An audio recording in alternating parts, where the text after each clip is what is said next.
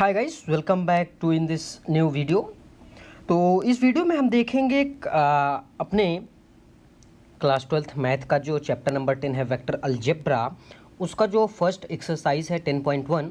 ठीक है, उसको आज हम सॉल्व करेंगे। ठीक है, आई होप आपने पिछला वीडियो जो है देखा होगा, जिसमें हमने वेक्टर्स के बेसिक के बारे में बात की है और इंट्रोडक्शन के बारे में बात की है कि किस तरह के टाइप्स ऑफ वेक्टर्स होते हैं, उन्हें कैसे डिफाइन करते हैं। ये सारी चीज़ें जो हैं हम पिछले वीडियो में देख चुके हैं। ठीक है, अगर आपको वो देखना है तो मैं डिस्क्रिप्शन में उसका लिंक दे दूंगा, आप उसे वहाँ से देख सकते हैं। ठीक है, चलिए शुरू करते हैं। एग्जाम्पल नंबर 1 ये हमसे कहता है कि represent graphically displacement of 40 kilometre 30 degree west to south. ठीक है, आपको यहाँ फिगर में आप देख सकते हैं कि अब यहाँ पे आपसे कह रहा है कि जो आपका डिस्प्लेसमेंट है, मतलब यहाँ से आपको क्या मिलता है, मैग्नीट्यूड। क्या मिलता है यहाँ से आपको, मैग्नीट्यूड, जो कि दे रखा है 40 किलोमीटर। ओके, अब दूसरी बात होती है, अगर हमें वेक्टर को प्लॉट करना है ग्राफ पे तो डायरेक्शन। ओके, अब डायरेक्शन हमें क्या दे रखा है, west of south, west of south.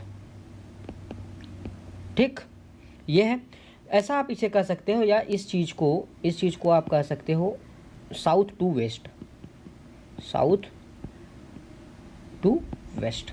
Okay, अब ये कह रहा है आपको 30 डिग्री का एंगल बनाना है, तो आप यहाँ पे जो भी आपका रेफरेंस पॉइंट होगा, अगर आपने इसे नॉर्थ माना है, इसे साउथ, इसे ईस्ट और इसे वेस्ट, तो ये जो आपका यहाँ पे साउथ है, इससे आपको जाना है 30 degree to the direction of west. Okay, यहाँ पे वेस्ट ऑफ साउथ, तो आप इसे एज ए ट्रीट करो साउथ ऑफ वेस्ट। ठीक है, ये बेस्ट होगा। ठीक है, नहीं तो आप जो है कंफ्यूज होते रहोगे ये बोल क्या रहा है।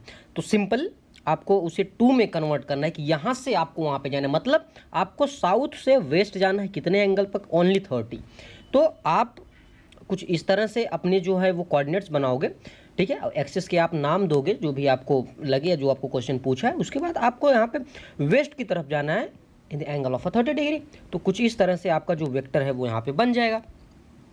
ओके, चलिए, आई होप आपको पहला एग्जाम्पल समझ में आएगा। सेकंड एग्जाम्पल देखते हैं।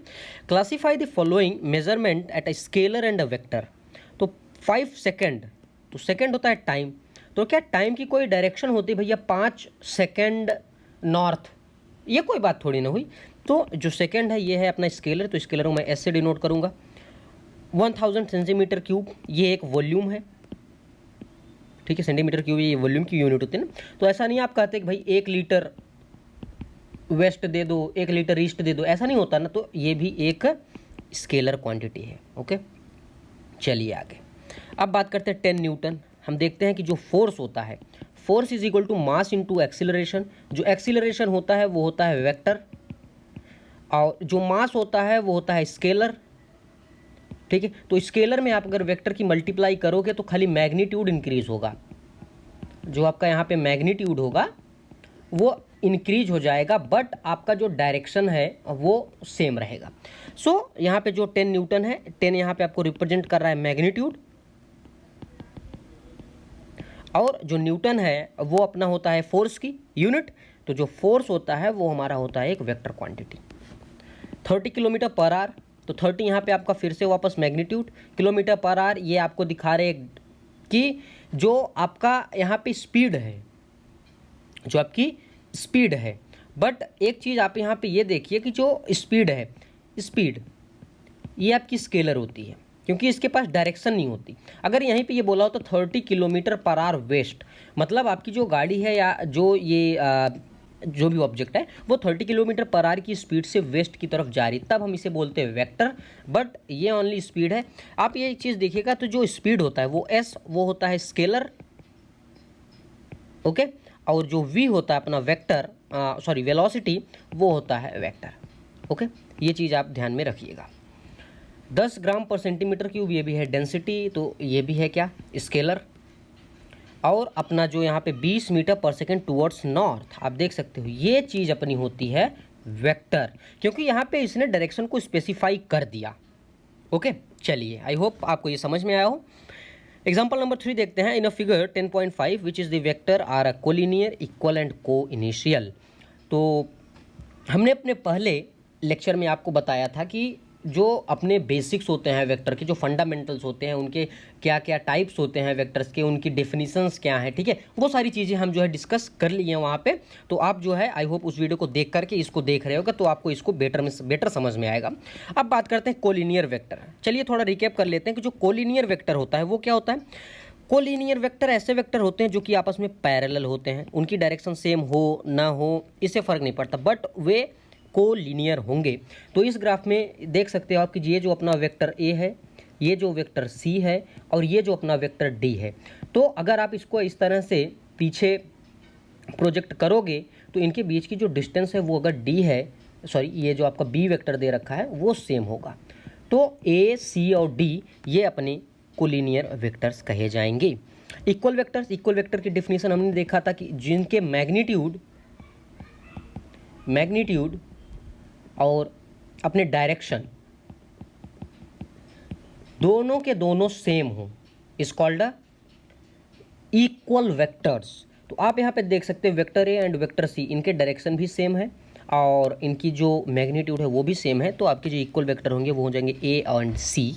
अगर हम बात करते हैं कोइनिशियल वेक्टर की, तो कोइनिशियल वेक्टर की डेफिनेशन हमने देखा था कि ऐसे वेक्टर जिनके जो इनिशियल पॉइंट्स हैं वो सेम हो, वो अपने होते हैं कोइनिशियल वेक्टर्स।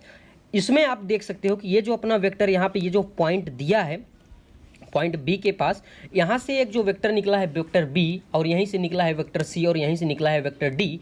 तो अगर आप इसे पॉइंट ओ नाम देते हो तो जो ओ वेक्टर है इट इज़ अ को इनिशियल पॉइंट। बट अगर आप कंसीडर करते हो को इनिशियल वेक्टर तब आप इसमें कंसीडर करोगे vector C, vector B and vector D. Okay, तो अब हम बात करते हैं अपने एक्सरसाइज 10.1 की, जिसका पहला क्वेश्चन हमसे कहता है कि represent graphically a displacement of a 40 kilometre 30 degree east of north. तो इसे आप ट्रीट करोगे नॉर्थ टू ईस्ट।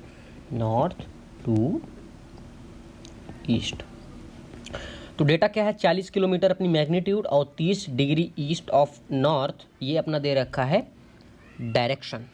ओके, चलिए सो अपनी यहाँ पे जो एक्सरसाइज 10.1 है उसे हम यहाँ पे कंटिन्यू करते हैं। तो क्वेश्चन फर्स्ट हमसे कहता है कि सबसे पहले हम अपना एक कोऑर्डिनेट सिस्टम बनाएंगे कुछ इस तरह से।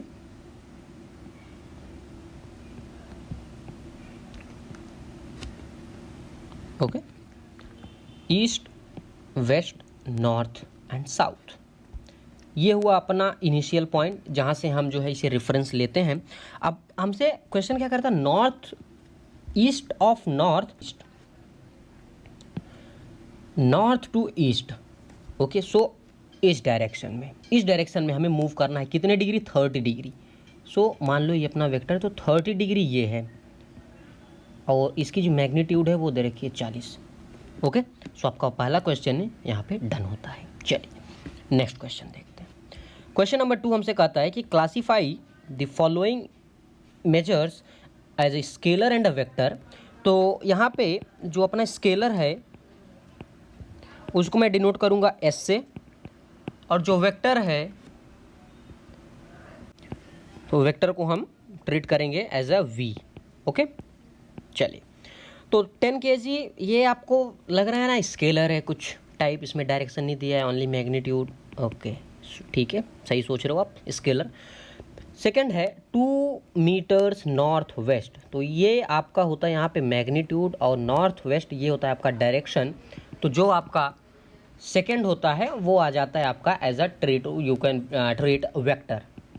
ओके, 40 डिग्री ये अपना स्केलर है, 40 वॉट ये भी स्केलर है, 10⁻⁻19 कूलम ये भी स्केलर है, 20 मीटर पर सेकेंड स्क्वायर ये होता है एक्सीलरेशन। आप यूनिट से यूनिट से आप इसे देख सकते हो, ये एक्सीलरेशन है, जो एक्सीलरेशन होता है वो होता है वेक्टर। ओके, चलिए तो इसे इरेज करते हैं।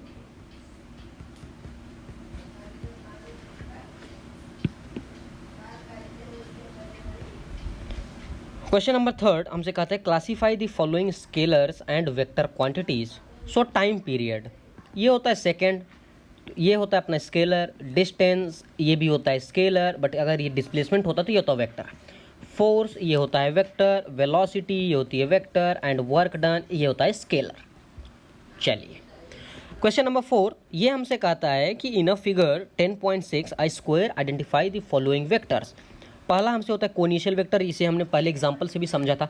कोइनिशियल वेक्टर ऐसे वेक्टर जिनके पॉइंट जो हैं वो सेम हो। यहाँ पे आप देख सकते हो ये पॉइंट, ये पॉइंट, ये पॉइंट और ये पॉइंट, ये पॉइंट, 4 पॉइंट्स हैं हमारे पास। तो अब हम देखते हैं कि ये चीज़ यहाँ से चलती है, फिर यहाँ से दूसरा वेक्टर स्टार्ट होता है, यहीं से दूसरा वेक्टर स्टार्ट होता है। तो यहाँ पे पॉइंट्स जो हैं वो अलग अलग हो जाते हैं, क्योंकि ये वेक्टर एक ही पॉइंट से नहीं बाहर नहीं निकल रहे हैं, खाली ये पॉइंट है, ठीक है, जो यहाँ से कोई इनिशियली, मतलब कि आप कह सकते हो कि यहाँ से वो वेक्टर जो है एक सेम पॉइंट से बाहर निकले हैं। ठीक, तो अपना पहला पॉइंट ये हो जाता है। एज आप यहाँ पे लिख दो A, B, C and D। Okay, तो जो पॉइंट A है वो हो जाएगा को इनिशियल। इक्वल वेक्टर्स जिनके मैग्नीट्यूड और डायरेक्शन दोनों सेम हो। तो यहाँ पे आप देख सकते हो D और ये B, इनका डायरेक्शन भी इसी दिशा में है। ठीक, इनका जो डायरेक्शन है वो अप टू डाउन है, और इनके जो डिस्टेंसेस हैं वो वेक्टर A के बराबर हैं।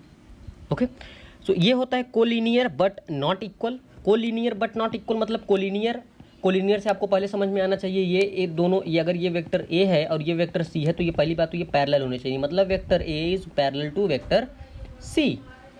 ओके, तो यहाँ पे A जो है वो पैरेलल होगा C के। तो अगर ये बोला है कि वो इक्वल नहीं है तो हमें डायरेक्शन से नहीं लेना देना है। ठीक है, डायरेक्शन उसका कुछ भी हो, बट दे आर पैरेलल होने चाहिए, उनके बीच की जो डिस्टेंसेस हैं वो सेम होनी चाहिए, मैग्नीट्यूड उनका सेम होना चाहिए।